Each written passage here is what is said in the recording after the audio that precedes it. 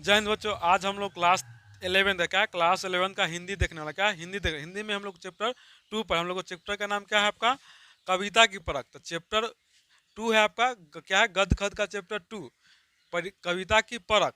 इससे पहले हम लोग देखे थे पुष्प की रात। आप अगर पुष्प की रात नहीं देखे तो लिंक डिस्क्रिप्शन दिया हुआ है, आप वहां से देख सकते हैं, या तो प्ले लिस्ट में जाके देख सकते हैं इसके। तो चलिए आज का हम लोग वीडियो स्टार्ट करते हैं। चलिए आज क्या हम लोग का वीडियो में देखिए क्या हिंदी, क्या हिंदी मतलब दिंगत। हम लोग का बुक का क्या नाम है, दिंगत। दिंगत के काव्य गद्य खंड का नाम है आपका पार्ट 2। क्या है पार्ट 2, कविता की परख। क्या आपका कविता का परख। हम लोग का चैप्टर का नाम क्या है, कविता की परख। बोला है कविता की परख के लेकर कौन है, रामचंद्र शुक्ल। क्या देंगे, रामचंद्र शुक्ल। क्या देंगे, रामचंद्र शुक्ल। तो हो जाएंगे लेखक कौन है आपका, रामचंद्र शुक्ल। तो पहले लेखक परिचय जानेंगे हम लोग। क्या जानेंगे, पहले लेखक परिचय जानेंगे, उसके बाद कविता का अर्थ जानेंगे। क्या पढ़ेंगे, पूरा कविता का अर्थ हम लोग जानेंगे। क्या नाम है, लेखक का नाम आपका है रामचंद्र शुक्ल।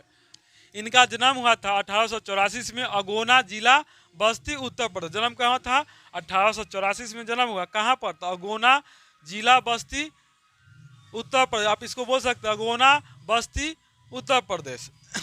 और निधन 2 फरवरी 1941। निधन का हुआ था 2 फरवरी 1941 ईस्वी को। पिता का नाम था चंद्रवली शुक्ल। क्या नाम था इनके पिता का, चंद्रवली शुक्ल इनके पिता का नाम था। तो हो जाके पिता का नाम चंद्रवली शुक्ल। अब शिक्षा, इन्होंने शिक्षा कहाँ से ग्रहण की, तो बोला है शिक्षा ने एगलो। क्या है, Anglo Sanskrit jubilee school Mirzapur Mirzapur से 1898 कब, 1898 ईस्वी में उर्दू और अंग्रेजी के साथ मिडिल किए थे। बोल रहा है कि ना शिक्षा इन्होंने ना एग्लो संस्कृत जुबली स्कूल मिर्जापुर से कब, 1898 ईस्वी में ना उर्दू और अंग्रेजी में साथ मिडिल किए थे। मतलब एग्लो संस्कृत स्कूल है क्या ना, वहाँ पर इन्होंने क्या किए थे, मिडिल की शिक्षा ग्रहण। कब, तो 1898 ईस्वी में। तो याद रखिएगा एग्लो संस्कृत जुबली स्कूल मिर्जापुर। याद रखिए एग्लो संस्कृत जुबली स्कूल मिर्जापुर में उर्दू और अंग्रेजी के साथ मिडिल किए थे। अब बोला है लंदन मिशन स्कूल मिर्जापुर से 1901 ईस्वी में स्कूल की परीक्षा। किसकी परीक्षा, स्कूल की परीक्षा कहने का मतलब कि 1901 ईस्वी में इन्होंने ना मैट्रिक एग्जाम दिए थे। कहाँ से, तो आपका हो जाएगा लंदन मिशन स्कूल मिर्जापुर। कहाँ, मिर्जापुर से, लेकिन स्कूल चेंज है। पहले थे एग्लो संस्कृत जुलवी स्कूल, मतलब मिडिल कहाँ तक किए थे, मिडिल कहने का मतलब आपका 8वां तक, 8 तक का एग्जाम इन्होंने कहाँ से किए थे, एग्लो संस्कृत जुबली स्कूल मिर्जापुर। जैसे 10th में लंदन मिशन स्कूल मिर्जापुर से 1901 में क्या है, 1901 में स्कूल की परीक्षा किए थे। आप प्रयाग में जाके क्या कहे, इंटर में एडमिशन कराए। इंटर की पढ़ाई इनका अधूरा रह गया। क्या, इंटर की पढ़ाई इनको ना कोई कारणवश अधूरा रह गया। क्या हो गया, अधूरा रह गया। तो इंटर कहाँ के थे, प्रयाग में इंटर में नामांकन कराए, लेकिन किंतु पढ़ाई अधूरी रही। क्या रही, पढ़ाई इनका अधूरी रह गया। बोला है वृत्ति। तो 1904 ईस्वी, क्या बोला है, 1904 ईस्वी में लंदन मिशन स्कूल में ड्राइंग, क्या है, ड्राइंग टीचर रहे।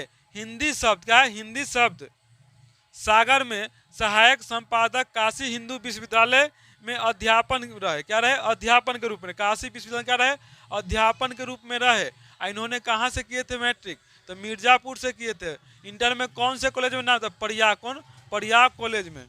कहा है ना, प्रयाग में इंटर में नामांकन कराए थे। प्रयाग जगह पर, मतलब कॉलेज नहीं है, प्रयाग जगह का नाम है, वहां पर एडमिशन कराए थे। लेकिन इंटर के पढ़ाई इनका क्या रह गया, अधूरा रह गया था। कहाँ पर अध्यापन, हिंदू विश्वविद्यालय में क्या किए थे, अध्यापन किए। और 1904 में ना लंदन मिशन स्कूल में, वही स्कूल में, लंदन मिशन स्कूल में ना, लंदन मिशन स्कूल में ड्राइंग टीचर, क्या टीचर रहे, ड्राइंग टीचर रहे थे। लंदन मिशन स्कूल में कौन टीचर रहे थे, ड्राइंग। तो याद रखे कि Ramchandra Shukla London mission school में कौन टीचर रहते, ड्राइंग टीचर या ड्राइंग टीचर बोलेंगे। अब बोला है प्रमुख कृतियां, इनकी प्रमुख कृतियां है मधुश्रोता। क्या है, गोस्वामी तुलसीदास। क्या है, गोस्वामी तुलसीदास। भ्रमर गीत सार, चिंतामणि भाग 1, चिंतामणि भाग 2, चिंतामणि भाग 3, कल्पना का आनंद, त्रिवेणी रस मिसास आदि निबंध प्रबंध पत्र पत्रिकाएं थी। इनकी निबंध पर क्या है, निबंध भी लिखे, पत्र पत्रिकाएं लिखे, कहानी भी लिखे, कविता इनको बहुत अच्छा लिखे। तो ये बहुत सारे कविताएं लिखाए थे।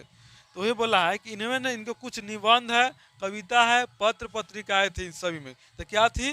तो कहते हैं मधुश्रोता, गोस्वामी तुलसीदास, भ्रमर गीत, सार, चिंतामणि भागवन, चिंतामणि भाग 2, चिंतामणि भाग 3, कल्पना का आनंद, त्रिवेणी रस मिसास आदि निबंध प्रबंध पत्र पत्रिकाएं बिखरे मतलब लिखे। बोला है आचार्य रामचंद्र शुक्ल हिंदी साहित्य के महान आलोचक, इतिहासकार, निबंधकार और लेखक थे। पूछेंगे कि क्या बोला है कि रामचंद्र शुक्ल क्या थे? तो बोलेंगे आचार्य रामचंद्र शुक्ल हिंदी साहित्य, क्या हिंदी साहित्य के महान आलोचक, क्या महान आलोचक, इतिहासकार, निबंधकार और लेखक थे। क्या थे? इतिहासकार, निबंधकार और लेखक थे। तो बोलेंगे कि आचार्य रामचंद्र शुक्ल क्या थे? तो बोले कि आचार्य रामचंद्र शुक्ल हिंदी साहित्य, किसके? हिंदी साहित्य के महान आलोचक, इतिहासकार, निबंधकार और लेखक थे। क्या थे? लेखक थे। चाहे इतना भी बोल सकते हैं कि आचार्य रामचंद्र शुक्ल क्या है? रामचंद्र शुक्ल हिंदी साहित्य के आचोल का क्या है? आलोचक, क्या आलोचक थे। क्या थे? हिंदी साहित्य क्या थे? आलोचक थे।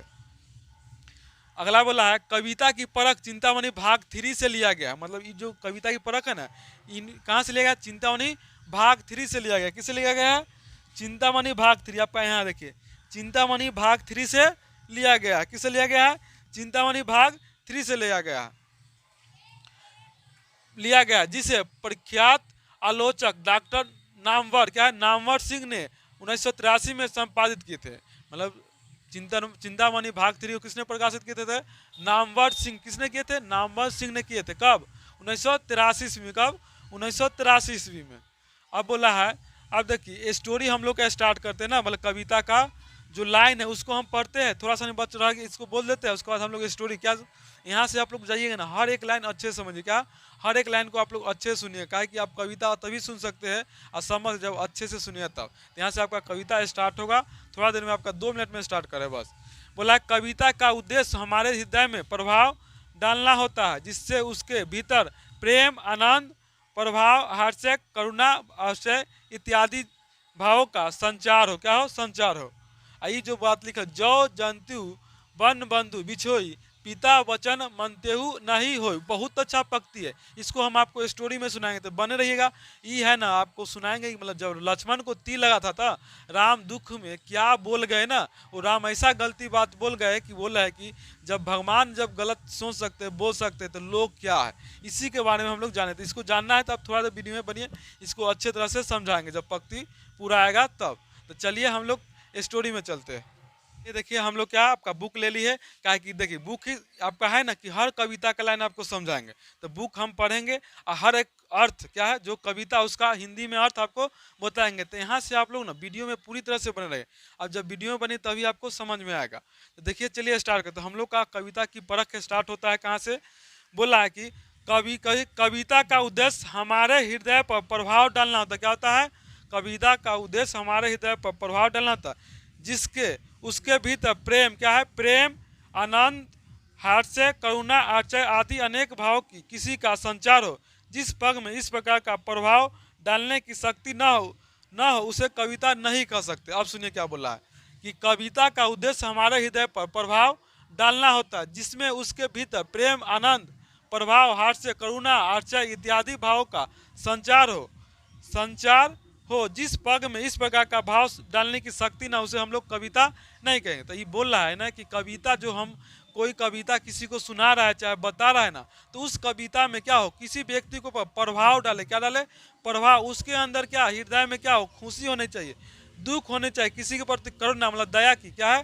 करुणा मतलब क्या होता है? दया, हास्य, करुणा, आश्चर्य आदि इत्यादि का विचार होना चाहिए। जैसे हम आपको बता रहे हैं तो आपको इमेजिंग करना हो कि हाँ मेरे मन में हाँ कि कविता सुने तो थोड़ा उसके हृदय में जागना चाहिए, ऐसा इमेजिंग निकलना चाहिए, उसके भाव विचार उद्गत होना चाहिए। क्या? उसके भाव विचार उत्पन्न होना चाहिए। तो ही बोला है कि कविता का उद्देश्य यह होना चाहिए कि जिसमें प्रेम, भावना, करुणा, सुख, दुख आदि का विचार उत्पन्न हो। अगर उसमें उत्पन्न, जिस कविता में या पंक्ति में उत्पन्न या भाव नहीं होता है, उसे हम लोग कविता नहीं कहेंगे। बोला ऐसा प्रभाव उत्पन्न करने के लिए कविता पहले कुछ रूप या व्यापार हमारे मन में इस ढंग से खड़ा करती कि मानो यह प्रतीत होने लगता है कि वह हमारे सामने उपस्थित है। जिस मानसिक शक्ति से कवि ऐसी वस्तु या व्यापार का योजना करते हम अपने मन में उन्हें धारण करते। अब बोला है कि जो कवि है ना, तो कवि इस कविता के थ्रू से ना हमें उस बात के बारे में बताते हैं जिस बात में हम मेरे मन में कल्पना होती है कि हाँ, हम आपको बताएं कि कविता का तो प्रेम जागना, तो आपको अंदर कल्पना होना चाहिए किसी व्यक्ति के बारे में, दया करुणा करना किसी व्यक्ति, तो उस व्यक्ति का आपका मन में फिगर आना चाहिए। नहीं यहाँ पर आ रहा तो उस कविता को हम लोग कविता नहीं मानेंगे, वह कल्पना कहलाती है। क्या कहलाती है? आपका कल्पना कहलाती है। जिस मानसिक, क्या बोला, जिस मानसिक शक्ति से कवि ऐसी वस्तुओं और व्यापारों के योजना करता है और हम अपने मन में उसे धारण करते, वह कल्पना का क्या कहलाता है? जो कवि आपको बताते हैं उस कवि के जो बात बताए कि आप किसी को मन में लाते हैं, तो इसको हम लोग क्या कल्पना कहते हैं। ऐसा अगर ऐसा नहीं होता तो वह कविता नहीं है। भक्ति इस शक्ति के बिना न तो अच्छी कविता हो सकती है, न उसका पूरा आनंद लिया जा सकता है। सृष्टि में हम देखते हैं कि भिन्न भिन्न प्रकार की वस्तुओं को देखकर हमारे मन में भिन्न भिन्न प्रकार के प्रभाव पड़ता है। क्या पड़ता है? प्रभाव पड़ता है। इस कविता कहने का कि हम लोग सृष्टि में हम लोग विभिन्न प्रकार के वस्तुओं को देखते हैं, और विभिन्न प्रकार के वस्तुओं को देखकर भिन्न भिन्न प्रकार के भाव, क्या भिन्न प्रकार के भाव उत्पन्न होते, क्या होते हैं? भाव उत्पन्न। जैसे में आप लोग लाल पीला हरिया को देख आपको मन में भाव जागता है ना। लाल पीला हरिया करके आप लाल पीला हरिया नहीं समझिएगा। लाल हरिया पीला कहने वाला रंग, आप लोग गलत जगह पर नहीं जाइएगा। लाल पीला हरिया कहने वाला एक रंग, क्या है? रंग। लाल है, क्या है? लाल है, पीला है, मान ली कि हरा है। लाल पीला हरा, इसको आप लोग समझ गए ना। तो लाल देख के आपके मन में क्या आता है? मान लो कि मेरे मन में कि आकाश लाल होता है, क्या है? लाल, लाल खून होता है, लाल कोई गुस्सा से लाल हो जाता है। तो ये मन में एक विचार है कि किसके देख के? लाल रंग देख के ना। चाहे किसी व्यक्ति को भी देख के बता सकते हैं ना। अब मतलब आप 5 व्यक्ति खड़ा है तो पांचों विभिन्न प्रकार के होंगे ना। अब 5 लड़की ठहरा है जिसमें से एगो सुंदर होगा, तो आपको उसके प्रति आप ज़्यादा आकर्षित हो जाइएगा ना, तो कहीं मेरी हो जाएगी, ऐसा थोड़ी ना। ये क्या है? पीला। तो पीला के देख के कुछ मन में भाव आता है। हरा, हरा देख के तो आपके की मन में भाव ज़्यादा करके आता है? हरा रंग देखने के बाद कि हमारा देश में हरियाली की खेती है, क्या है? खेती। तो हरा रंग किसके प्रतीक है? खेती का वह। इसलिए हमारे तिरंगे में 3 रंग होते हैं ना। तिरंगे के 3 रंग आप लोग जानते हैं ना। श्वेत है, हरा है और केसरिया है। तीनों का तीनों अर्थ होता है। तो आप समझ गए ना कि विभिन्न प्रकार, क्या है?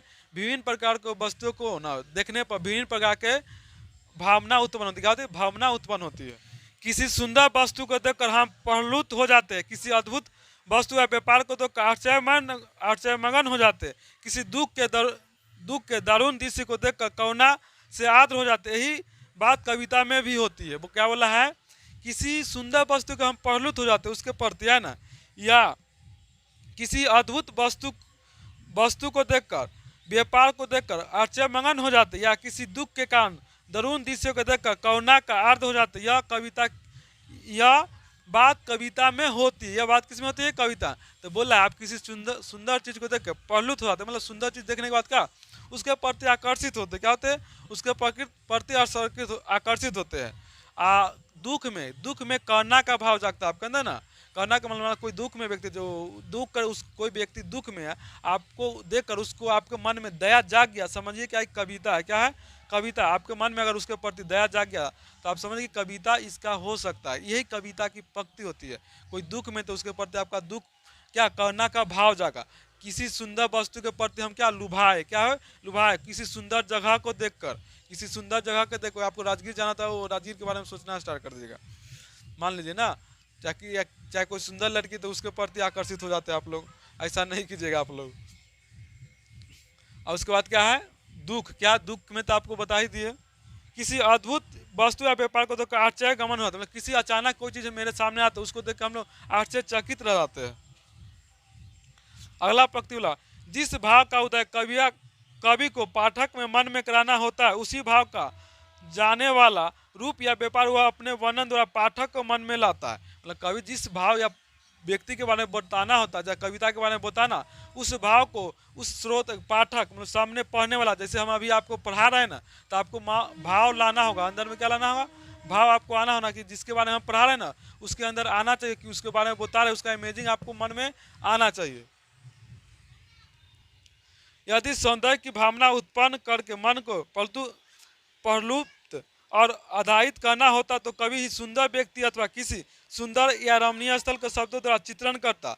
सूरदासी कृष्ण कृष्ण सूरदासी ने कृष्ण के अंग प्रत्यंग का जो वर्णन किया है, किसने किया था? सूरदासी ने कृष्ण के अंग प्रत्यंग का जो वर्णन किया है उसे पढ़कर या सुनकर सौंदर्य की भावना में लीन हो जाता है। गोस्वामी तुलसीदास ने गीतावली में चित्रकूट का वर्णन किया है किंतु सुंदरता हमारे समक्ष लाता है। तो बोल रहा है कि सूरदासी ने जैसे कृष्ण के रंग प्रत्यंग के बारे में वर्णन किया है, जैसे कृष्ण का रंग के बारे में पढ़ते उसके प्रति हम लोग लोभित हो जाते हैं। क्या होते हैं लोभित? एक गाना है, हाँ आप लोग एक गाना पूरा नहीं याद है हमको, एक गाना सुनाते पूरा याद नहीं। राधा की गोरी मैं क्यों, बोले राधा की गोरी मैं क्यों काला, यही ना बोला है। तो कहने का मतलब कि कृष्ण बोल रहा है कि राधा क्यों गोरी अब मैं क्यों काला। सो राधा क्या बोला? राधा क्यों गोरी मैं क्यों काला। तो यहाँ रंग रूप का हुआ ना, किसी चीज का सुंदरता का बात है। तो कृष्ण सुंदर थे, कला थे लेकिन बहुत अच्छे थे दिल से, और सुंदर भी बहुत अच्छे थे कृष्ण। कौन? तो उसको देख कर लोग प्रलुप्त हो जाते हैं, मतलब उनके बारे में बताने पर लोग सुनना स्टार्ट करते हैं, बैठ के आपको सुनना है, इमेजिंग करना स्टार्ट करते हैं। जैसे चित्रकूट, क्या है चित्रकूट के बारे में बताने तो समझ है कि आपको रामायण की बात हो रहा है, जहाँ राम रहते थे, जहाँ पर सीता का हरण हुआ था, कहाँ से? चित्रकूट से। तो कैसे मेरे मन में विचार आया ना, उसी आपके मन में विचार है चित्रकूट की बात सुन करके। अगला बोल रहा है सोहत समाय जलत मृदु ध्रुवत धातु रंगमंगे श्रृंगनी। इसी प्रकार भय का भाव उत्पन्न करने के लिए कवि जो रूप सामने रखा हुआ बहुत ही विकराल होगा। क्या होगा? विकराल होगा। जैसा कि कुंभकर्ण का रूप मानव चरित्र में है। क्या है? कुंभकर्ण का रूप मानव चरित्र में है, सॉरी रामचरित में। क्या है? जैसे कुंभकर्ण का रूप रामचरित मानस में, क्या है? रामचरित मानस में।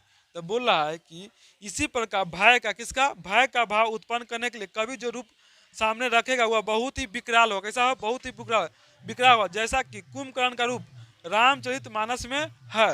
तो बोल रहा है कि ना कवि अगर किसी भाव को, बोले क्या है, हाँ किसी के अंदर क्या भाव नहीं, क्या है? भय। क्या है? भय को, भाव को जगाना होता है। क्या भय वाला काम करेगा? भय चीज का व्यक्ति के बारे में बताएगा, चाहे भय चीज का चित्र आपको सामने रखेगा। जैसे आप मान लीजिए अपने दोस्त को डराना है। क्या है? मान लीजिए आप रात के जा रहे हैं, आपके साथ दोस्त है, अब उसको डराना है तो एक सुनसान जगह पर जाए, एक पेड़ रहेगा। क्या रहेगा? पेड़। तो आप उसको कहे कि भाई रे भाई वहाँ तो भूत हो, क्या हो भूत रहे होते न जाइए, अब कैसे चलबे घर है, तो डर जाए। क्या हुआ? उसको डरा रहे, हम क्या करें? डरा रहे न जाइए वहाँ, ना तो ध ले तो पटक दे तो चुराइल रहे तो खा जाता। ऐसा उसको इतना भी ना डरे कि उसको हम पैंट गिला ना हो जाए, इसलिए उतना ही डरे जितना काम चल जाए। तो क्या डरा रहे, उसको भय अंदर उत्पन्न, क्या करे? भय अंदर। तो वो इमेजिंग करे कि वो वहाँ भूत रहे हमरा पटकता ही मारता ही, यही ना सोचेंगे, यही सोचेंगे, सिंपल बात है। तो यह क्या? भय की भावना जगाना। तो भय की भावना जगाने के भय का विकराल रूप दिखाना होगा, जैसे कि रामायण में दिखाया गया था कुंभकर्ण का रूप। बोला है राम के वन गमन पर अयोध्या की दशा का जो वर्णन रामायण में है उसके विकास हृदय दुख और करुणा का अनुभव न करेगा। कि दिशा का वर्णन रामायण में बोला है कि राम के वन गमन पर अयोध्या की दशा का जो वर्णन रामायण में है इससे किसका हृदय दुख, किसका हृदय और करुणा का अनुभव न करेगा। बोला कि समझ गए ना, बहुत अच्छा बात बोला कि राम के वन गमन, राम जब अयोध्या छोड़ के वन जा रहे थे, मतलब वन की ओर जा रहे थे, तो इस बात को सुनकर किसको दुख नहीं होगा, किसके हृदय में दुख प्रकट नहीं होगा, करुणा की भाव प्रकट नहीं होगा, सबके अंदर होगा ना। वास्तव में हम लोग भी जब रामायण देखे तो उस समय दुख हुआ था ना। तो इसी तरह क्या हो गया कि जब अपना अयोध्या छोड़ के जा रहे थे, क्या हुआ था? पूरे अयोध्यावासी ना उसके पीछे पीछे चल रहे, किसके पीछे? राम के पीछे चल गए थे। राम को जाने के लिए मना कर दे कि नहीं जाइए राम, नहीं जाइए। किसको? राम को जाने के लिए मना, इसलिए पूरा अयोध्यावासी राम के जरूरत चल गए, नगरवासी जाने लगे। तो राम क्या कहते? रात को छुप करके भागना पड़ा था राम जी को, कि अगर नहीं छोड़ के जाते अयोध्या पूरा खाली हो जाता, नगरवासी का, तो वहाँ का स्थिति डगमगा रहता, सही नहीं रहता। इसलिए क्या राम छुप कर, राम सीता लक्ष्मण और रथी, एक रथी से 4 लोग रात के छुप करके, सभी क्या, सभी नगरवासी सो गए थे, तो राम लक्ष्मण सीता और रथ जो चलाते हैं वहाँ से निकल गए थे चुप पे। और वहाँ से क्या हो गए? वहाँ से क्या नगरवासी घूम के चले गए, क्या कि राम तो था नहीं, खोज उठ के वहाँ से चले गए।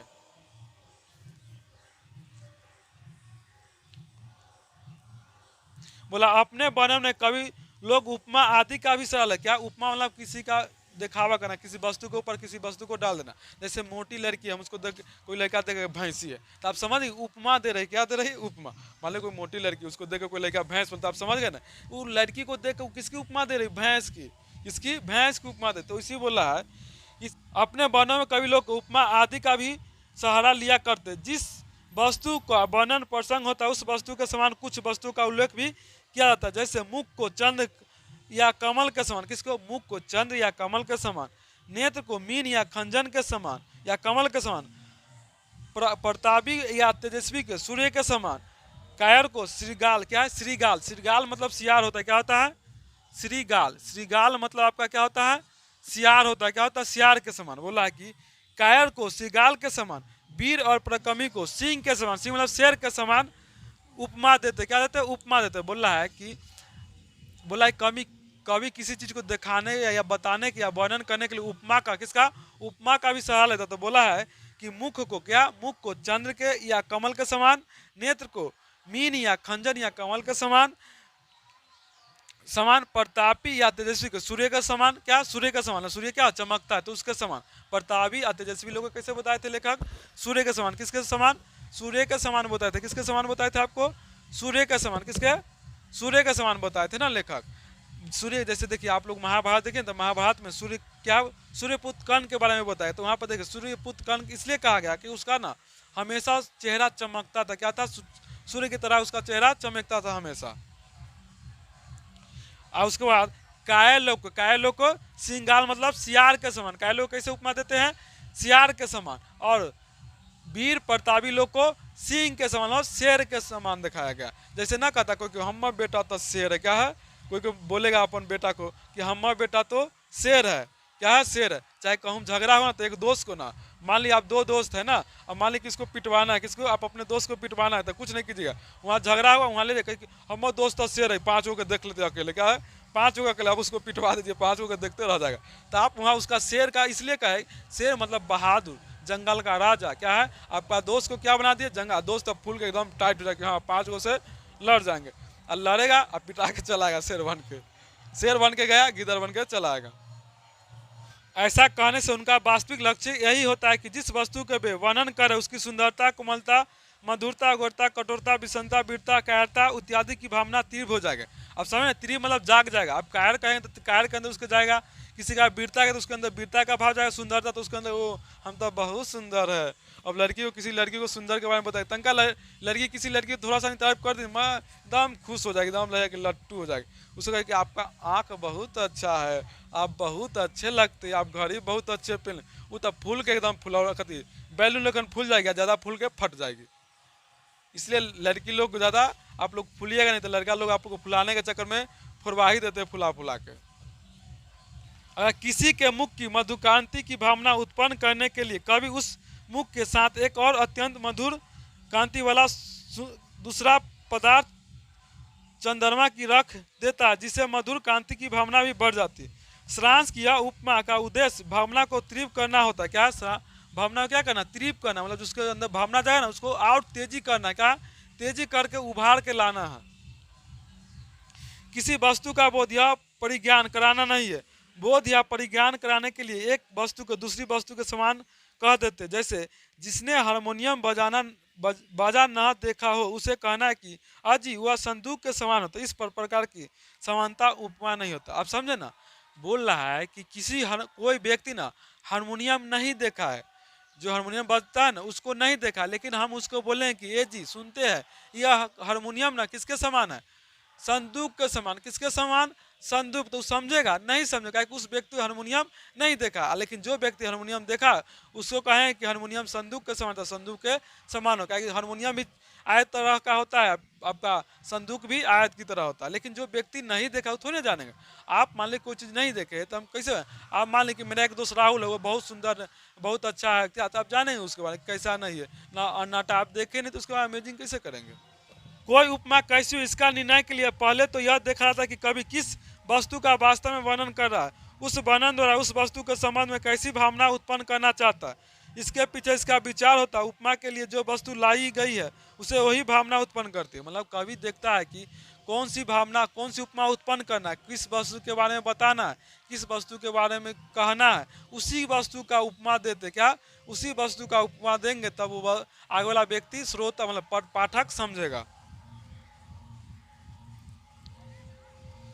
उससे वही भावना उत्पन्न होती है। बहुत अधिक परिणाम तो उपमा अच्छी कही जाती है, केवल आकार, छोटाई, बड़ाई आदि में ही समानता देखकर अच्छे कवि उपमा नहीं करते, बेप्रभाव की समानता देखते। जैसे यदि कोई आकार और बड़ाई में भी ध्यान रखकर आँख की उपमा बादाम से या आम की फाके से दे तो उसकी उपमा भद्दी होगी। बोला है कोई सी वस्तु की उपमा हम किसी को आकार या बड़ाई को देखकर नहीं कर सकते। जैसे कोई व्यक्ति के कहें कि आँख की उपमा बादाम से नहीं कर सकते, या आम के फाके से नहीं, आम के बीज जो अंदर होता है ना उसके बारे में। तो आप कहीं कोई लड़की के आपके जा के आपकी आंखें तो बेदाम जैसी, तो थप्पड़ मारेंगे चट्टी से, आप उसको उसकी उपमा क्या भद्दी है। आप कहीं किसी लड़की आपकी आंखें ना आम की गुठली की तरह है, तो लड़की क्या समझेगी, उसके आप समझे कि भद्दी बातें कर रहे हैं ना उसे, तो चप्पल में निकाल के घिन देगी। इसलिए आप लोग ऐसे बोलिए ना कि आप उसको अच्छा आप उसको कहे ना कि क्या आप उसे कि आपकी चेहरा एकदम चांद की तरह चमकता है, तो एकदम फूल जाएगी बैलून लेकर, क्या बैलून लेकर। लेकिन जैसे ही आप कहे कि आपकी आंख एक बेदाम की तरह है,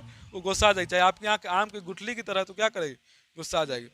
आप कोई लड़की मोटी आपसे कहे कि ए भैंस जैसी ना है, तो क्या गुस्साएगी ना, आपको मारेगी भैंस समझ क्या है। तो आप उसको क्या आकार देख कर उपमा नहीं दे सकते, क्या उसको भद्दी लगेगा, क्या लगेगा, भद्दी बात लगेगा। और कोई लड़की पतली तो उसे कहे कि हड्डी है, क्या हड्डी आप लकड़ी है, तो भी वहां पर गुस्सा आएगी, क्या उसका जो उपमा है ना भद्दी कर रहा है। कभी लोग आंख की उपमा के लिए कभी कमल दल, क्या है कमल दल, कभी मीन या खंजन लाते, क्या है कभी आंख की उपमा के लिए बेदाम के हाथ नहीं लाएंगे, कमल दल या खंजन लाएंगे या मीन लाएंगे, जिसमें स्वच्छता और चंचलता प्रकट होती। उठे हुए बादल की टुकड़े के ऊपर होते हुए पूर्ण चंद्रमा का दृश्य कितना रमणीय होता है। यदि कोई उसे देखकर कहे कि मानो ऊंट की पीठ पर घंटा रखा है, क्या है घंटा रख, यह उक्ति रमणीय की भावना से कुछ भी योग नहीं दे रही।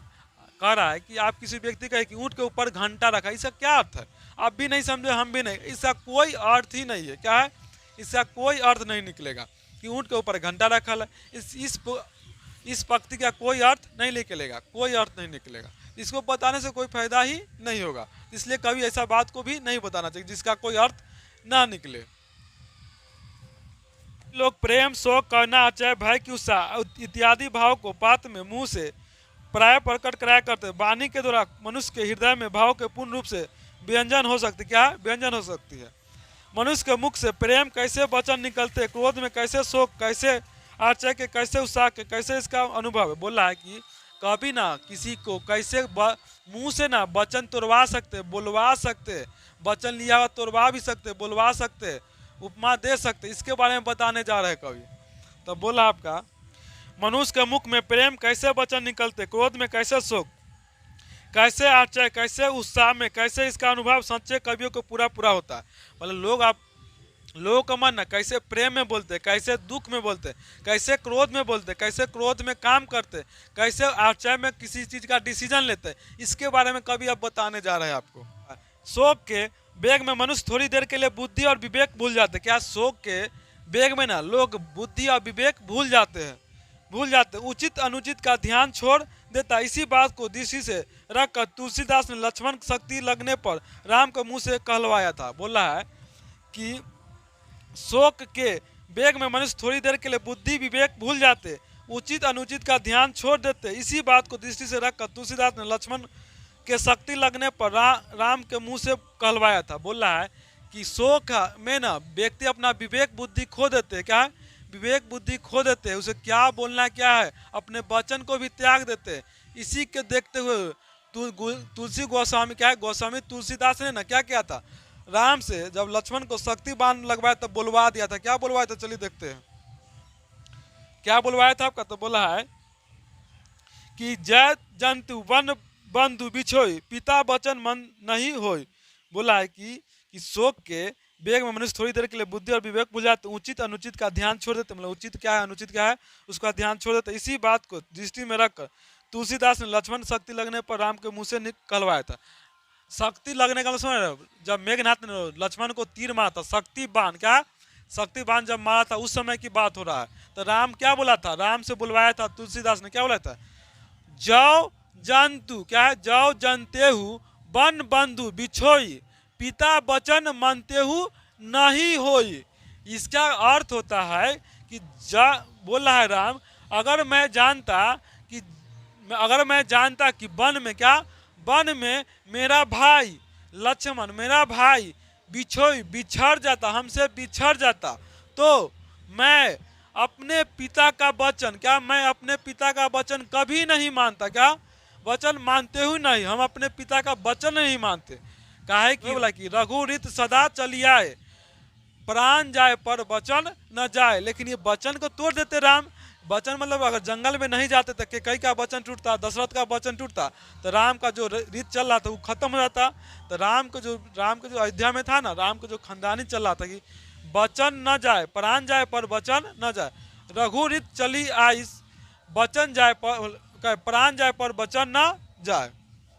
तो इसका अर्थ यही हुआ कि राम अगर यहाँ पर वचन तोड़ देता तो क्या होता, क्या उसका जो रघुरीत चल रहा था वो टूट जाता। तो वही बोला, जय जानते हूँ वन बंधु बिछोई, पिता वचन मानते हूँ नहीं के। तो राम जी बोला, जब लक्ष्मण को शक्ति बाण लगा था मेघनाथ से, तो राम जी बोले कि अगर मैं जानता कि वन में आके मेरा भाई बिछड़ जाता या लक्ष्मण बिछड़ जाता, तो मैं अपने पिता का वचन कभी नहीं मानता, मैं वन ही नहीं आता। कौन बोले, राम जी। ये दुख में बोल दिया कि दुख में लोग क्या करते हैं, विवेक और बुद्धि खो देते हैं। क्या है, दुख में लोग विवेक बुद्धि क्या अनुचित है, क्या क्या अनुचित है, क्या अनुचित है, इसके कोई उसका चिंता ही नहीं, सभी कुछ भूल जाते हैं। इसमें वही राम से भी बुलवा दिए थे तुलसीदास ने।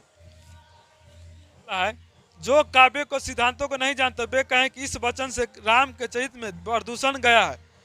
क्या राम के मन में प्रदूषण छा, मतलब राम को भी गलत सोचना स्टार्ट कर देते लोग। जो सदैव और मर्यादा, क्या जो शरीयत और मर्यादा में वो उसे शोक की उक्ति की मात्रा समझे, जो सदैव मर्यादा में रहते हैं क्या उसको समय की उक्ति समझना चाहिए। अगला बोला है, पात के मुख से भाव की व्यंजन कराने की कवि की बड़ी निगुणता अपेक्षित होती। पहले तो मनुष्य की सामान्य प्रकृति पर ध्यान रखना पड़ता, फिर मात्रा के विशेष ढंग से स्वभाव है, इसी के एक भाव की व्यंजना अनंत प्रकार से हो सकती है। रामचरितमानस में देखिए ना कि जब कभी अपना क्रोध प्रकट करते तब किस संयम और गंभीरता के साथ, और लक्ष्मण किस अधीरता और उग्रता के साथ। यही बात उत्साह आदि और भाव के संबंध में भी समझनी चाहिए। अब बोल रहा है कि ना लोग की भाव की बना कि जब रामचरितमानस में राम भी गुस्सा करता है, लक्ष्मण भी गुस्सा करता है, लेकिन राम संयम से क्या करता है, संयम से गुस्सा करता है। लेकिन लक्ष्मण क्या उग्रता के साथ, क्या उग्रता हम एकदम तुरंत गुस्सा आ जाता है, लेकिन राम संयम के साथ गुस्सा करते थे। तो इन दोनों के बारे में दिखाया गया। रामायण में बहुत अच्छा है कि लक्ष्मण बहुत ज्यादा गुस्सा था, राम भी गुस्सा होता है, ऐसा नहीं कि राम को गुस्सा नहीं आता, लेकिन वो संयम के साथ। क्या है, संयम। तो आप लोग कभी भी गुस्सा में कोई डिसीजन नहीं लीजिएगा। गुस्सा अगर आपको आता है तो डिसीजन को रोकिए, वहाँ पर रोक दीजिए। कहावत है, अब जो क्रोध में व्यक्ति डिसीजन लेगा, क्या है, क्रोध में कभी भी डिसीजन नहीं लेना चाहिए, और खुशी में कभी किसी को बाधा नहीं करना चाहिए। दो चीज़ याद रखिए, खुशी में कभी किसी को आप बाधा ना कीजिए, और क्रोध में कभी आप डिसीजन नहीं लीजिए। ये बहुत अपनी लाइफ का बहुत अच्छा ही चीज़ है ना। जब रामायण में क्या, जब रामायण में राम भी गुस्सा करते लेकिन संयम के साथ, और लक्ष्मण गुस्सा उग्रता के साथ। तो लक्ष्मण को एक दफा पछताना पड़ा था। क्या पछताना पड़ा, कब, जब लक्ष्मण और राम कहाँ चित्रगुप्त चले आए थे। कहाँ चले थे, चित्रगुप्त में रहते थे ना। तो भरत कहाँ अपनी सेना के साथ आ रहे थे राम को लाने। क्या राम को लाने आ रहे थे, लेकिन लक्ष्मण ने क्या कहा था कि भैया अति भरत आ रहा है हम लोग को मारने, क्या हम लोग को हमला बोलने आ रहा है, तीर उठाइए, चलिए मेरा तीर कहाँ दीजिए। अब भैया का भी तीर बोला, तो कहा राम बोला कि संयम रखो, संयम क्या हो रहा है, नहीं पहले आने तो वो नहीं माना लक्ष्मण। क्या लक्ष्मण क्या तीर बाण एकदम तैयार हुआ किसी भरत पर मारने के लिए। तो राम उसे रोका, क्या राम रोका। जब भरत पूरी तरह से राम के पास आया तो राम को गोद धरा, राम को बोला कि भैया हम राजपाट नहीं से, आप चलिए राज संभालिए, हम नहीं जी सकते आपके बिना, हम भी यहीं रहेंगे चित्रकूट में। तब लक्ष्मण उस समय खूब रोता है कि भैया हमसे आज बहुत बड़ी भूल हो जाता है कि हम आपको ना आपके ऊपर तीर चलाने वाले थे, बाण चलाने वाले थे, अब हमसे बहुत बड़ी धोखा हो जाता। यही बोलते हैं कि गुस्सा में कोई जल्दी निर्णय पहले समझिए क्या होने वाला नहीं होने वाला। तो आप समझ गए, बहुत अच्छा एग्जाम्पल है। उस समय लक्ष्मण अगर तीर चला तो भरत मर जाता, बाद में उसको पछताना पड़ता। तो इसलिए आपको गुस्सा में पछताना ना पड़े, इसलिए डिसीजन को रोकिए। वहाँ पर डिसीजन को पूरी तरह से रोकिए, थोड़ा देर के बाद डिसीजन लेंगे, जो भी लेना है लेना, नहीं लेना है। इसको अच्छी तरह से आप लोग याद रखिए। यहीं पर हम लोग का कविता समाप्त होता है। अगर वीडियो अच्छा लगे तो लाइक शेयर और सब्सक्राइब जरूर। देखिए हम आप लोग के लिए इतना मेहनत करते हैं, आप लोग भी एक सपोर्ट कीजिए कि आप लोग थोड़ा क्लास को शेयर कर दीजिएगा, और वीडियो अच्छा लगा है तब। चलिए, वीडियो देखने के लिए बहुत बहुत धन्यवाद।